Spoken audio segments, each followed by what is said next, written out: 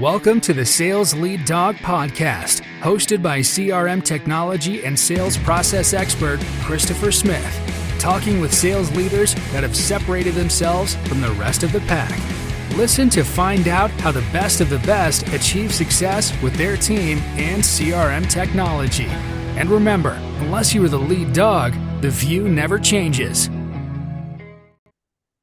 Welcome to Sales Lead Dog. Today's guest for Sales Lead Dog is Barbara Adey. Barbara is Vice President Sales and Marketing for BTS. Barbara, welcome to Sales Lead Dog. Thank you. How are you? I am doing great. Really excited to have you here and to talk with you today. Barbara, tell me a little bit about BTS. So BTS is a strategy consultancy. We specifically work with clients on helping them to execute on their strategy and get the team aligned around the strategy. You know what? I love that because I talk about that all day long. It drives everybody crazy, I think, a little bit, because I've done a lot of research around strategic goals. Like everybody, yeah, here's our goals. We're going to put the stake in the ground so far out. But this goal is no good without a plan of how you're actually going to get there. You know, how are we actually going to execute to achieve that goal? I imagine that's your whole world, right? It's what we do. We immerse people in what's going on in writing the change, literally, like authoring how it's going to happen, and then collaborating, working with each other to understand how we're all going to be successful. Oh, I love that. I love that. That's the kind of stuff to me that, I've been doing this kind of stuff for a long, long time. And I've realized a long time ago that it's all about execution. Also, as an entrepreneur, being involved with many startups, you can have the best idea in the world, but unless you have a plan on how you're actually going to get there, it really doesn't matter. Absolutely. And it's not about just telling people, here's what the plan is, because they're not necessarily going to buy in. They're not going to read the email, right? They need to be there, feel it, play with it. We're known for simulations, which are like games for grown-ups. Yeah. And then they really help people to situate themselves and where things are going. Yeah, that's really cool. That's really cool. That you're taking me back to grad school where we had to do the simulations. I'm sure yours are way more sophisticated than what I had in grad school 20 years ago. Well, we have both quantitative simulations where you can literally play with the numbers of a company P&L at the highest level. And we also have qualitative simulations, which allow people to think through, what's the best course of action in this situation and that sort of thing. So that's what we do. That's awesome. Did you always want to be in the role you have today? Like when you were going through college, what was your plan? So I went through engineering school in college, which prepared me for just about anything. But I have landed here, decades later, building on a bunch of different experiences that I have. Yeah, you know what? I wish I started out in engineering with an electrical engineering degree. And I just felt like, man, they're really not teaching me how to be an engineer. So I didn't feel comfortable like going into the job market. So I changed majors into computer science because I felt like at least I'm getting some tangible skills. I'll be better equipped.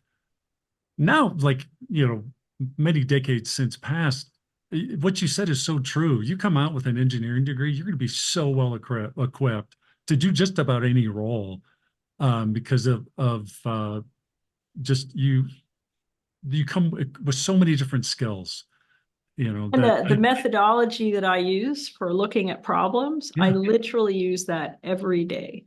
Yeah, no, that's what I mean. To give you those tools that I wish I had someone mentoring back then say, Chris, you're going to be okay. Just keep pushing forward. You're going to be fine. I could still do the exact same job I have today, but there definitely are some benefits to going down that path. Anyway, so how'd you get into sales, or at least did you start, after engineering transitioning into sales, or did you go a different route that took you into sales? So I stayed in engineering as long as it would take to get my PE. And then I was actually recruited by French company into a sales director role for Canada. So I had been working in a very technical field, and they needed someone to take that role on in Canada.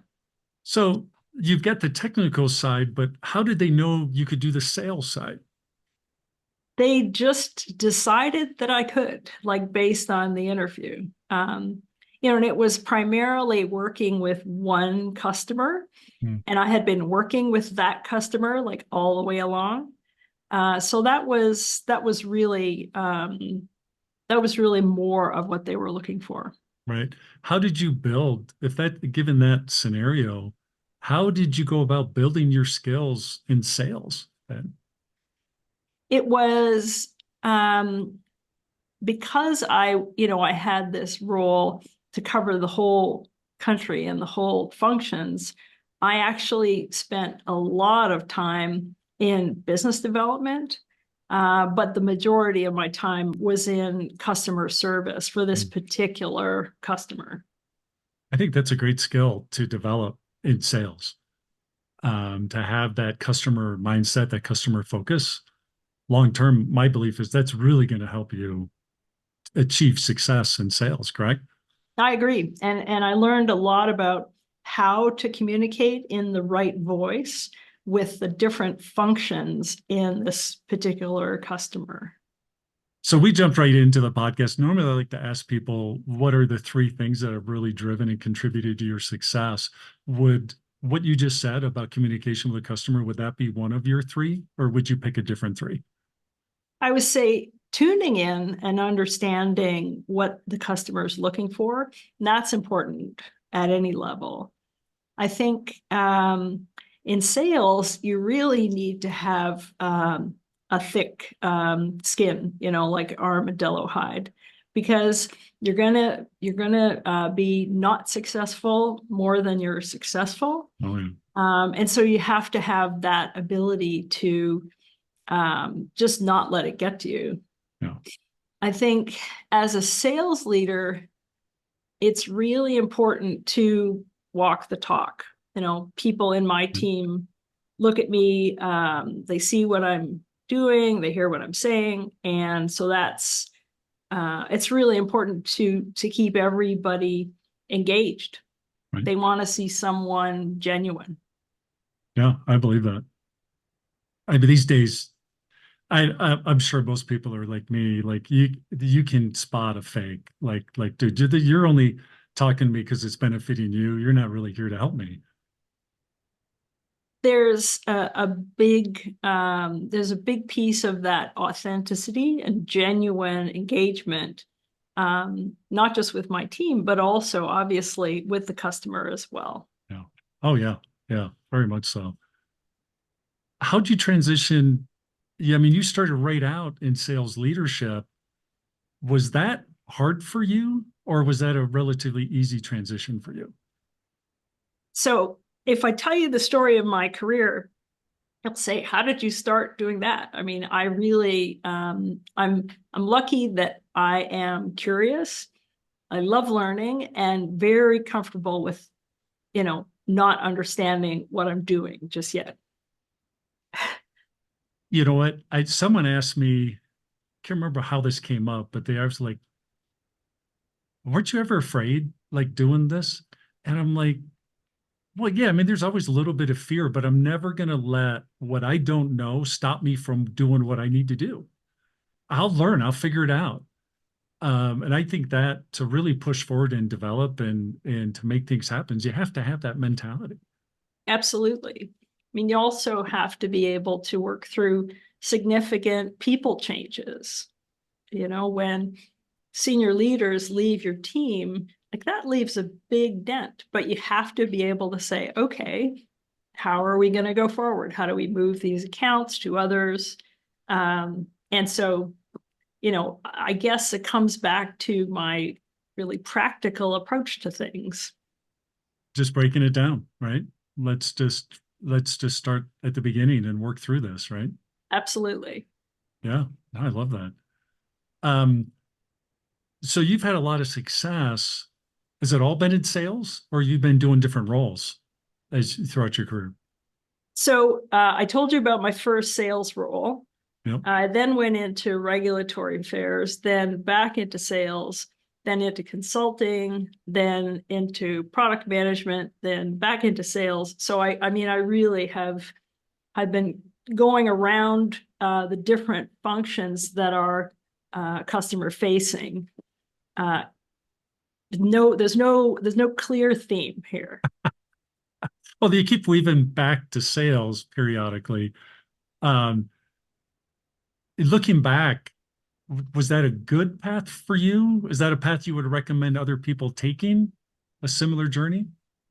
So it was a good path for me just because I like doing new things. I like doing hard things. And if I were advising someone in sales who is looking at their career, I would say, if you're good at it, stay in it.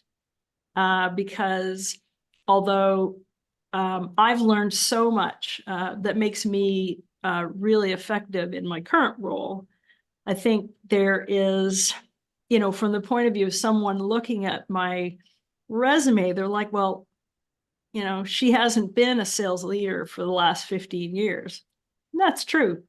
But, it's hard to put me in in a Lego. So yeah, I would advise people, if you're good at sales, keep doing it. Yeah.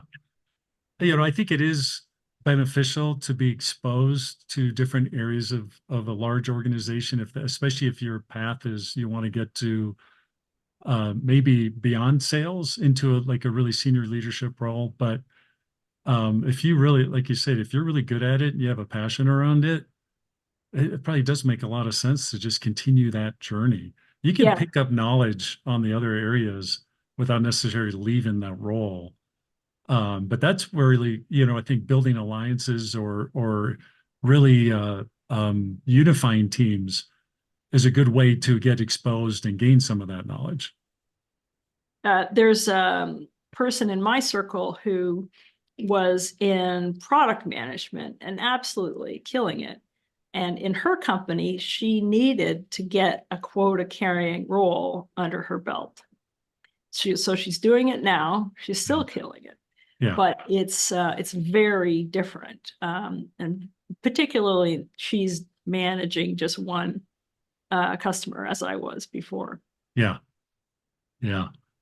Yeah. Some paths, like some corporations, really big ones, you do have to have those different notches, so to speak, that you've worked in different areas. They want you to have that depth and breadth that you only get by being in there full time.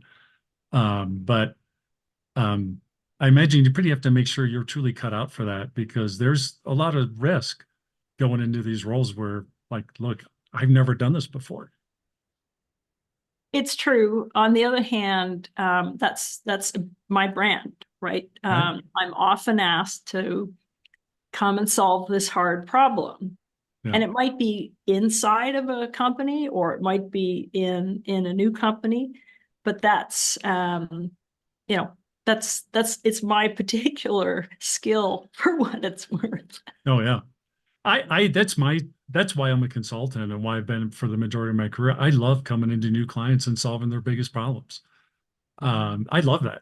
And to me, to be in the same role, once all those problems are solved, I'm like, what am I going to do now? I want to go fix more. And so that's why I'm a consultant. I'm in the spot I need to be in. So you are vice president of sales and marketing. How's the marketing side of the table, and what are you doing to unify sales and marketing at BTS? So we're a consulting company. And so the work that we do is with both sales and marketing functions within a client. So that's the external part of it. In terms of my work in support of the company, I just finished a research study about our clients and what they say, what they need, and how we can better serve them. So that was a primary research. with 20 interviews with my CEO. So again, like really, really interesting and is going to inform our strategy. Yeah, I bet. What role does technology play in executing against these strategies you're developing? So technology is very significant, right? We build our simulations on a technology base. Obviously, our teams are using AI platforms to do research, to create their client-facing strategies. So that's really how we use it internally. We also have a CRM like everyone else, which is helpful to us in particular because we do a lot of team selling. And so it's important to know what's been going on facing this client so we're not missing anybody and we're not stepping on toes of our colleague consultants. Oh, yeah. I imagine there's very rarely do people just call you up and say, hey, we want to sign up. Give us whatever you've got. It's usually, I imagine, a fairly long, fairly complicated sales process for you guys, correct? Actually, it's a lot of inbounds. So Really? we get a lot of repeat work with clients. Sometimes they've moved to a new company and they want to work with us. So we do get a lot of inbound interest. And then the sales process can be long if the client is doing something they've never done before. And it can be very short if we have a client that we've worked with before. So there really isn't a clear pattern for us. That's really interesting. That I wish a lot of people, I imagine a lot of people would love to have that, not problem, but to have that scenario where they've worked with enough clients and have that track record where they're moving. Because I love that when my former clients go to a new role and they pick up the phone like, hey, we need help. Those are the best kind of clients to get, because usually it's fairly fast and, you can get the ball rolling and make things happen. But again, that's where a good CRM is helping you in all those scenarios. In what ways is your CRM really helping you guys with those different scenarios? So we have a team of people who study our CRM, right? They look at what it is that we've done with a particular client. And so I'll get a note that says, hey, Barbara, you haven't called on so-and-so for 12 months. Like, let's go back and talk to this person. So that's sort of the contacts way. The other piece of it, again, it's really important for us, if I am approaching a client, but my colleague is already working, Oh, yeah. Someone else in that client, it's important for me to take a look at the record and say, oh, we're already talking to this other group, let me make sure I connect with my colleague before I go after them with a proactive approach. Oh, yeah.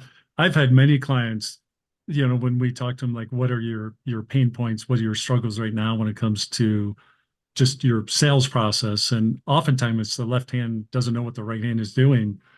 I've heard so many stories where like, hey, we went into a prospect and they literally say to us, don't you guys talk to each other? So-and-so from your company was here just 2 weeks ago.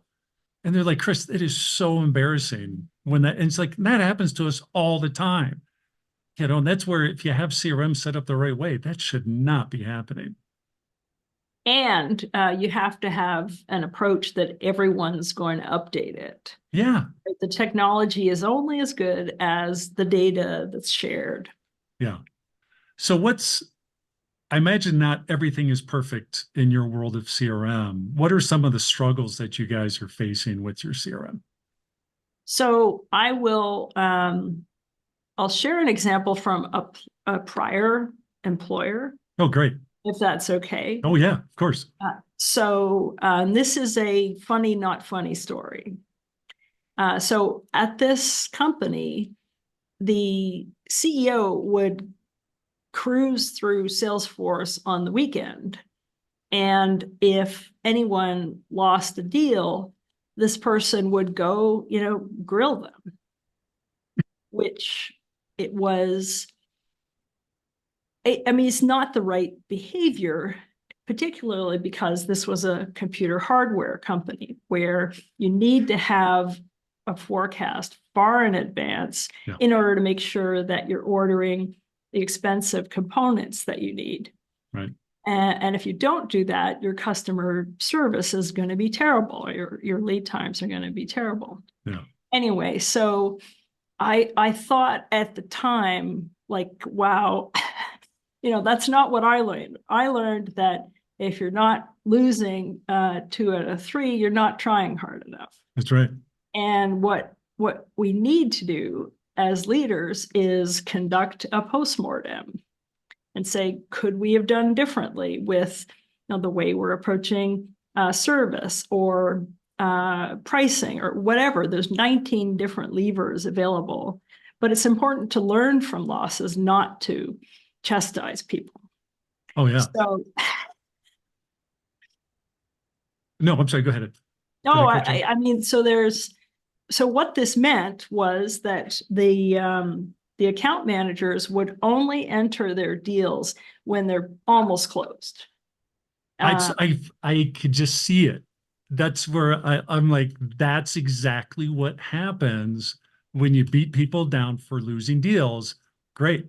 I'm only going to put in the deals I know I'm going to win. So going back, how are you developing a forecast when you're only seeing a slice of the pie? How do you develop strategies to compete against the people you're losing to if you have no idea you've lost to them? There's so much actionable data you're missing out on because of fear, of not wanting to get beat up, of not, like, hey, if that's what's going to happen to me, I'm going to game the system so that won't happen to me anymore. So I'm all over, going hard for the win. And that often involves learning from past losses, but also learning from prior deals with this particular customer. So anyway, where I grew up in sales, I was taught that you don't lose alone, right? You all, for sure, bring your best team that you can get. And then if you do lose, let's figure out what happened. Yeah. That is the best way to learn. It's the best way to make sure that you're getting better. If you're not looking at your losses in CRM, not doing the postmortems, these are best practices. I love to talk to our clients about that. What are you doing around your QBRs? What are you doing around losses? Is CRM enabling these processes, the postmortems and QBRs, everything? That's what CRM's there to do. It's to help enable, make things better. It shouldn't be this tool, this baton, whatever you're getting beaten with. Exactly. It's also useful for forecast accuracy all the way through, right? So a good sales leader looks at a particular opportunity and says, that's a big one, and you say you're going to close it in 6 months. Really? How do you know that? Who have you connected with in terms of the decision makers? Do we have what's needed to deliver? So there's a lot of good conversation that can be created at all levels of the sales hierarchy, but there has to be just a discipline of doing it. Oh, yeah. It's one of the things that, like, if you're a manufacturer, forecasting is critical because you have to, like you were saying before, there's so much that's happening downstream from that data. So many crucial decisions are being made based on the forecast. And if people are being manipulated in any way to where they're gaming the data, your forecast, you're screwed at the beginning. Exactly. So what do you do? What are your recommendations when you see that, or if someone's listening to this going, hey, that's my company? How do you address something like that? So it really comes down to making the craft of sales leadership is about connecting with the team. And you can look at the data, look at the dashboards all you like, but the people that are more junior in the organization can really benefit from your advice and your questions, and you're accompanying them to the customer. Like, there's so many ways from a people perspective that sales leaders can help in this area. How do you create the culture around CRM to where it truly is a tool that's enabling the team? Because I think there's a lot there that, especially in the role of leadership, that's something leadership should own. It should not be coming from the bottom up. It really should be coming from the top down. So the biggest challenge with CRM is that the frontline team sees no value to it, right? They see it as a requirement to input data so that people can build dashboards.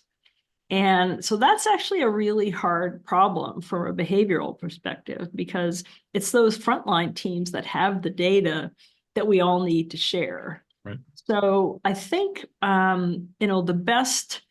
the best advice that I have is to make it a positive. So not a negative, like that scenario I talked about before with the prior CEO, but really make examining the data something that we do for fun as a team.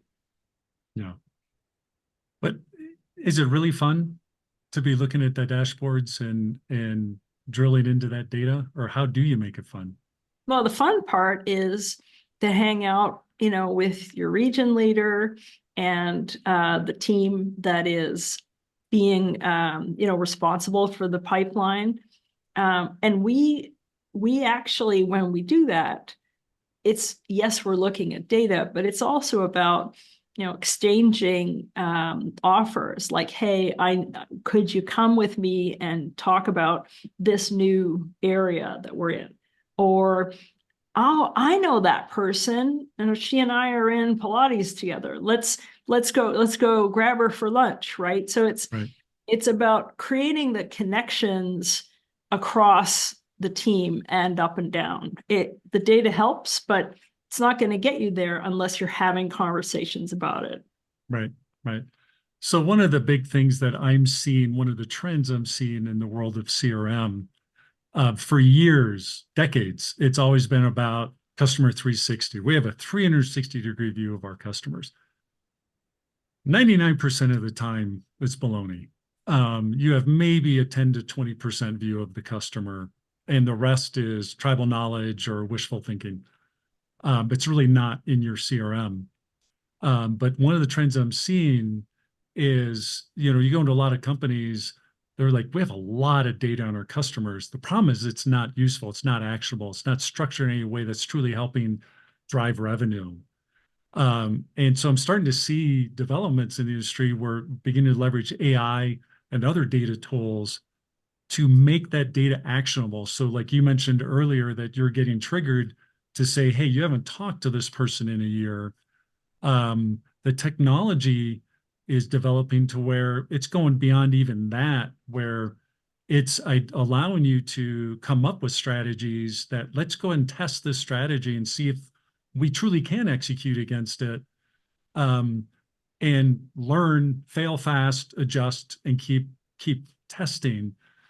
Let's say I'm in a business where I don't necessarily have tools like that. Is there a way that I can do that on a smaller scale, leveraging the data in my CRM or what I have available? Do you have any thoughts around that? I would say there is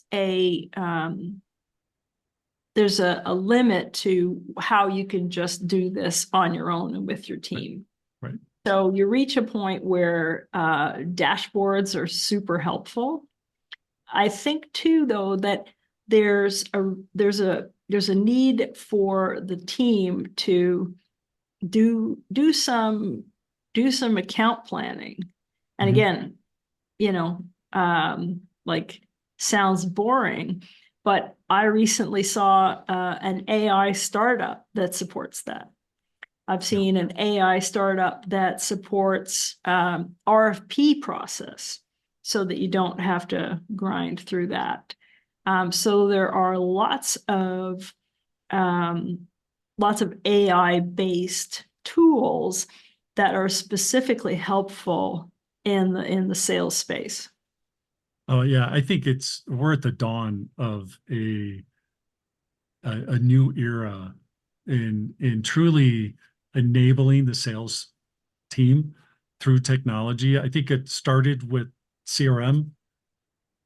CRM 10 years from now is going to be vastly different from how it is today through the use of AI and other components like that, where it's really going to help you, because it's not about just looking at a dashboard, because I could have the best numbers in the world, but it's not going to tell you what you need to do. You've got to really go searching through that data and formulate it on your own.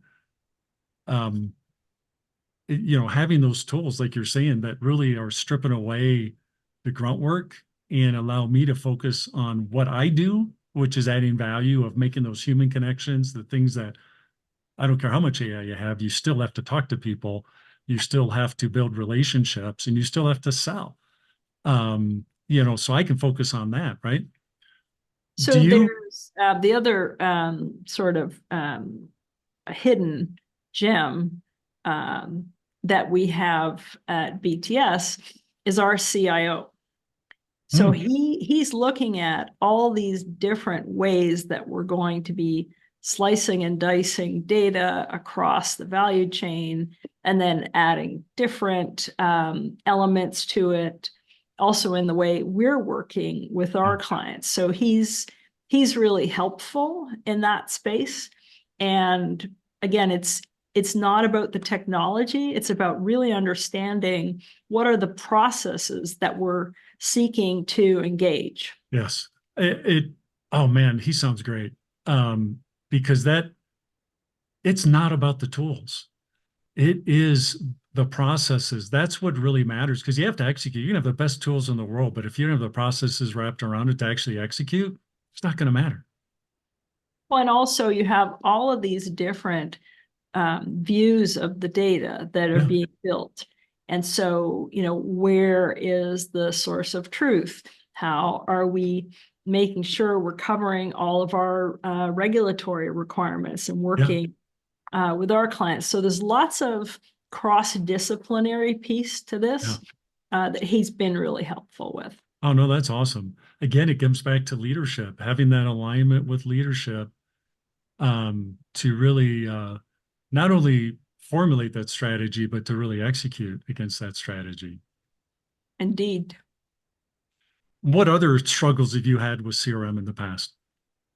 So this is an embarrassing story, but I went a good 15 years between my first quota carrying role and then when Salesforce or Microsoft Dynamics, any of these tools existed. Right. And so it was really embarrassing when I had to ask people, like, how do I update this field? Or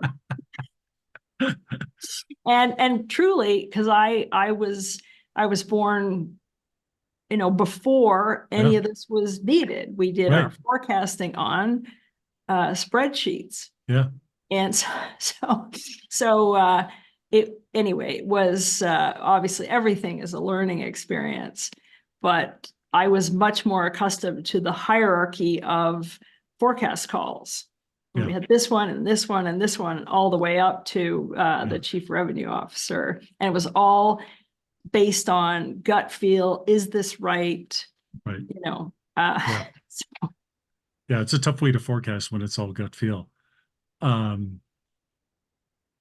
What about one of the things I'd love to ask when I'm talking to people about CRM, especially leadership, I'll ask them, what is your why? When it comes to CRM and you're communicating, you're trying to build that culture around your CRM, you have to have a really compelling why message.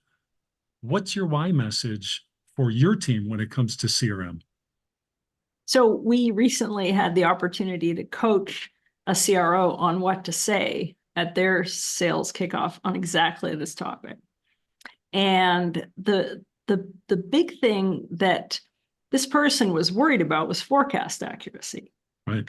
And I politely suggested that that's not going to really motivate the team. Mm-hmm. That what we need to talk about is a better customer experience.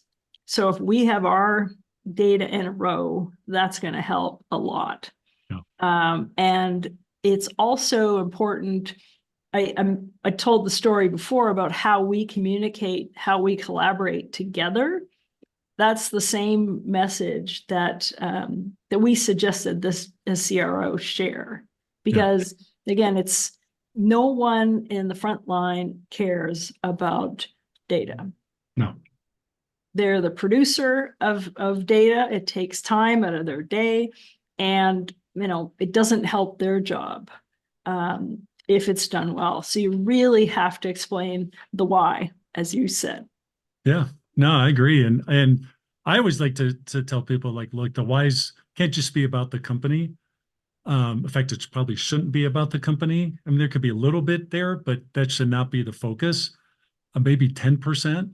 It needs to be about the customer, and it needs to be about the frontline people. Like, each individual needs to understand the why for their role. Like, why is this important to me? Like, how's it helping me do my job? Because ultimately, like, hey, I want to make more money. I want to grow in my career, whatever it is. How's it helping those whys? Right. And it just comes down to, for the frontline team, how is their customer going to be delighted because of what we do? Yeah, no, it's because ultimately, if the customer's delighted, your job, you're going to succeed. You're going to be really successful. That's what you're focused on. And CRM is helping you achieve that. That's a pretty compelling why. What other have you seen? What other issues around CRM have you seen in your career? So, again, really it comes down to, is it used as a way to encourage the team, or is it used as a way to punish the team? Right. And fundamentally, that's a big, it's a decision, mm-hmm. not necessarily, made on purpose, but the greater success comes from a spirit of working together, sharing what we know, and having not just deals progressing through the sales process, but also sharing the data that we have about our customers. Do you have a philosophy in terms of how, when it comes to representing the customer within CRM, do you have a philosophy about how that should be done? So to your point, if we try to build, a 360 model, it's hard, it's time consuming, and most importantly, it's a point in time. So, so the way that we approach it is we make sure that we're thinking about how our how our teams are doing once a quarter, and what we might do differently. So it's not a real time thing, because there's a lot that happens in a quarter, but on the other hand, we want the teams out, building business, selling business. So I'd say it's not a full-time job, but it does matter that we do it. Doesn't matter that it's pretty. As long as we have a focus on the specific fields, the specific content that's interesting, that works for us. That's it is kind of the holy grail, I think, or at least it's been put out there as the holy grail. I'm not sure it's a real holy grail. Because it's like, when you say 360, I think that could be misconstrued. I think it often is misconstrued. You don't have to have every piece of data about the customer. It's really, going back to what I said earlier about what's the data we need to develop and execute against our strategies to grow the business. That's really should be your focus for the data that you have in CRM. If cross-selling is one of your key components of growth, do we have the data in there for cross-selling? If it's new customer acquisition, do we have the universe of our possible, ideal customer profiles in CRM that we can prospect against? It's all these different things coming together to create that 360 profile, the data that we need to segment. On the marketing side, that's a huge part too that I see that marketers really struggle with. They don't have oftentimes the data they need in CRM to truly segment and target and drive execution against these strategies. Is that something you've had to deal with in the past? So we have, we've looked at the customer in data. So what are their financials? What are their goals? And so on. I think the thing to always work against is to say, we are going to sell more of what we have. Right. And, that can work, particularly in a different sort of business. So I'll say we have many large clients. And so, we know where they live, we know what they want. So it's a different challenge for us. Right. But I think the main thing is, knowing the external data that you need, but then also really looking at your book and deciding, well, are there new clients we should be going to that they're going to be sort of adjacent, Right. They're going to be easier for us. Right. And again, caveat, I work for a consulting company, so it's a different challenge from if you're in software or, other spaces. It's different, but it's similar. A lot of the companies that we deal with, we have a variety of industries. I see so many similarities in terms of the problems that they're having, the problems they're trying to solve. The names are different, there's things about them that are different, but when you really get to the root, you strip that all away, it's still very similar problems that you're trying to solve. And so these things that you've shared, I think will help people a lot if they're struggling with that stuff. Unfortunately, Barbara, I would love to keep talking and keep this thing going, but we are over our time here on Sales Lead Dog. I really appreciate you coming on and talking with us today. If people want to reach out and connect with you, maybe learn more about BTS, what's the best way for them to do that? So best way is our website, which is bts.com, or my LinkedIn. Awesome. So we will have that information in our show notes where you can get a link to Barbara's profile and the website. So be sure to check that out. You can get the show notes at impellercrm.com/sales lead dog, where you get not only this episode, but all our 100+ episodes of Sales Lead Dog. Be sure to check that out. Be sure to follow us. You can get all our future releases of Sales Lead Dog. Barbara, thank you so much for coming on the show today, and welcome to the Sales Lead Dog Pack. Thank you. And let's get together in real life if ever you're here or I'm there. That would be awesome. As we end this discussion on Sales Lead Dog, be sure to subscribe to catch all our episodes. On social media, follow us on LinkedIn, Facebook, and Instagram. Watch the videos on YouTube, and you can also find our episodes on our website at impellercrm.com/Sales Lead Dog. Sales Lead Dog is supported by Impeller CRM, delivering objectively better CRM for business, guaranteed.